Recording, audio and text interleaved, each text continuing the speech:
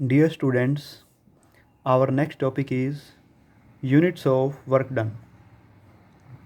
First is absolute units. Absolute unit of work on SI system is joule.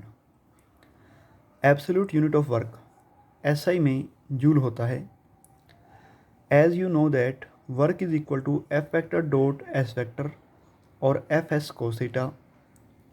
If force is equal to 1 Newton, displacement is equal to 1 meter, and angle theta between force and displacement is 0 degree, that is cos 0 degree equal to 1, then work done is equal to 1 into 1 into 1 is equal to 1 joule. तो work done 1 joule होगा.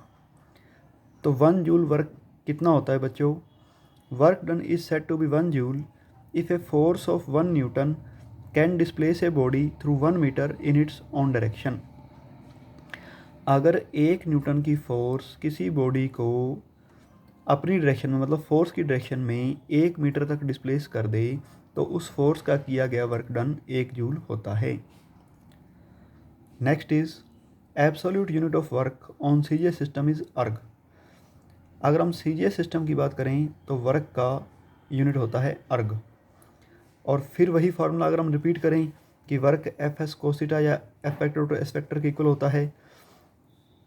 अगर force 1 dyne हो, displacement 1 centimetre हो, centimetre, theta 0 degree और cos 0 degree 1 होता है, तो work क्या आएगा बच्चों? 1 अर्ग आएगा. Work done is said to be 1 erg if a force of 1 dyne can displace a body through 1 centimetre in its own direction.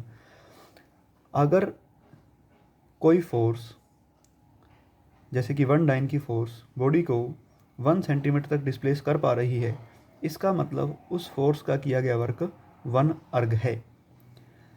हम ये जानते हैं बच्चों कि 1 जूल 1 न्यूटन मीटर के इक्वल होता है.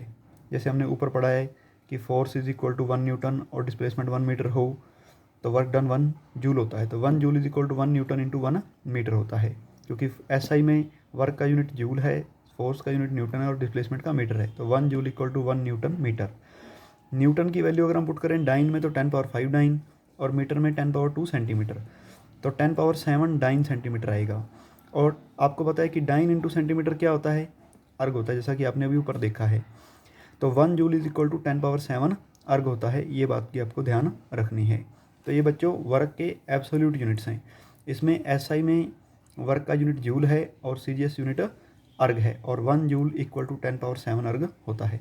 अब हम वर्क के ग्रेविटेशनल यूनिट्स की बात करेंगे. ग्रेविटेशनल सिस्टम की अगर बात की जाए तो ग्रेविटेशनल सिस्टम में एमके सिस्टम के अंदर वर्क का जो यूनिट है वो है kilogram metre. Gravitational unit of work on MKS is kilogram metre. हम जानते हैं कि वर्क का फॉर्मूला एफ एस कोसिटा होता है. यहाँ पर अगर फोर्स 1 किलोग्राम फोर्स हो, 1 kgf, ये आपने फोर्स का unit chapter 5 Newton law of motion में पढ़ा था कि फोर्स का ग्रेविटेशनल सिस्टम में यूनिट 1 किलोग्राम फोर्स होता है. और डिस्प्लेसमेंट अगर 1 मीटर हो, थीटा 0 कोस 0 1 तो है ही, तो वर्क क्या आएगा बच्चों? 1 इंटू 1 इंटू 1, 1 किलोग्राम मीटर कहेंगे.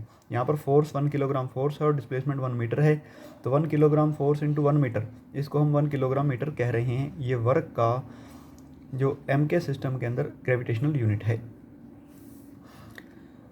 तो 1 किलोग्राम मीटर की अगर हम डेफिनेशन लिखें, work done is said to be 1 kilogram metre if a force of 1 kilogram force can displace a body through 1 metre in its own direction. तो अगर 1 kilogram force की force body को अपनी direction में 1 मीटर तक displace कर सकती है, तो उस फोर्स का किया गया वर्क 1 किलोग्राम मीटर होता है. तो 1 kilogram metre is equal to 1 kilogram force into 1 metre. 1 kilogram force को हम 9.8 न्यूटन भी लिख सकते हैं, ये रिलेशन भी हमने पहले स्टडी की हुई है, इंटू 1 मीटर. तो 9.8 न्यूटन मीटर बनेगा. और न्यूटन मीटर आपको पता है बच्चों क्या होता है? जूल होता है. तो 1 kilogram metre is equal to 9.8 joule. ये रिलेशन आपको याद रखनी होगी. Next, gravitational unit of work on CGS system is gram centimetre. अगर हम सीजीएस में बात करें तो ग्रेविटेशनल यूनिट ऑफ वर्क क्या है? ग्राम सेंटीमीटर है. As we know work is equal to force into displacement और एफ एस कोस थीटा. तो अगर फोर्स 1 ग्राम फोर्स हो, डिस्प्लेसमेंट 1 सेंटीमीटर हो, थीटा 0 कोस 0 1 तो है ही, तो वर्क 1 ग्राम सेंटीमीटर आएगा. 1 ग्राम सेंटीमीटर की डेफिनेशन क्या है? Work done is said to be 1 gram centimetre if a force of 1 kilogram force can displace a body through 1 centimetre in its own direction. तो अगर 1 gram force की कोई force किसी body को 1 centimetre तक डिस्प्लेस कर पा रही है तो उस फोर्स का किया गया वर्क डन 1 ग्राम सेंटीमीटर होगा। तो 1 gram centimetre is equal to 1 gram force into 1 centimetre. अब आपको पता है कि 1 ग्राम फोर्स होता है 980 डाइन के बराबर, 980 डाइन, ये हमने लास्ट चैप्टर में पढ़ा हुआ है। तो 980 डाइन इंटू 1 सेंटीमीटर मतलब 980 डाइन सेंटीमीटर, और डाइन सेंटीमीटर किसके इक्वल होता है बच्चों? अर्ग के इक्वल होता है। तो 1 gram centimetre is equal to 980 erg. ये रिलेशंस भी सारी आपको ध्यान रखनी होंगी। Next note, gravitational units are also called as practical units. Gravitational units को आप प्रैक्टिकल यूनिट्स भी कहते हो। और जो 1 किलोग्राम मीटर है उसको हम ग्राम सेंटीमीटर में चेंज करें तो 1 किलोग्राम की जगह 1000 ग्राम, 1000 ग्राम, और 1 मीटर की जगह 100 सेंटीमीटर आएगा।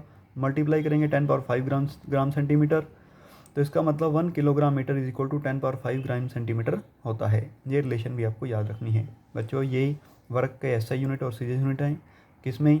एब्सोल्यूट में और ग्रेविटेशन में। इन यूनिट्स को आपने ध्यान से पढ़ना है, समझना है, याद करना है।